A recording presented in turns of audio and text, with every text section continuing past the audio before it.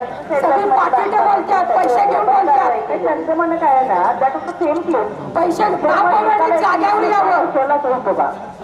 Madam सेडबॅक सर्व्हेकडनं पण मी स्वतः मोजमाप घेतले, मोजमाप प्रमाणे ते व्यवस्थित सेडबॅक करतोय तिथे.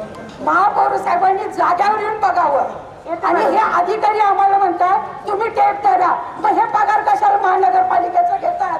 आम्हाला टेप धरायला करूया. मी सकाळी येते उद्या 11 वाजता. मॅडम उद्या सकाळी 11ला एन.एस. पाटील साहेबांना पण जरा बोलवावं, मला विचारायचं. एन.एस. पाटील साहेबांनाच घेऊन येते उद्या सकाळी. नाही, त्यांनी जे म्हणतात पाठीमागं जागा सोडा, पाठीमागं सोडा, महानगरपालिकेचा काय नियम आहे, किती जागा सोडावी, बरोबर? हा कागद द्यायचा, महानगरपालिकेचा सही शिक्का घ्यायचा, परवानगी मिळाली जावा. लाईन आऊट द्यायला कुणीही जागेवर आलेलं नाही, येत नाहीये. लोकांच्या जागेत अतिक्रमण होतात, तुमच्याने नाही भेटलं तुम्ही कोर्टात जावा म्हणायचं, आम्ही मारायचं. मग काय करूया, उद्या सकाळी ना मी एन.एस. पाटील साहेब आणि मॅडम आम्ही स्वतः येतो. एक 11, सव्वा 11 वाजता तुमच्या इथे पोहोचतो आम्ही.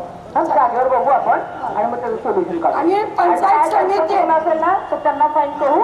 तुमचं असेल ओके तर तुम्हाला परत बांधून द्यायला.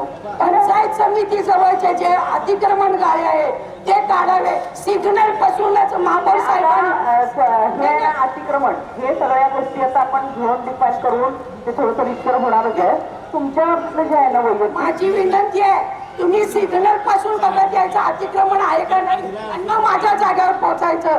डायरेक्टर मॅडम होत्या, ज्याला पाडलं मॅडम म्हटलं हे का पाडत नाही, हे का तुम्ही पाडलं, त्याला काय अधिकार बोलले नाही. पाणी प्यायच्या निमित्तानं बहाण्यानं पळाले, सगळे यांनी पैसे खाल्लेले आहेत.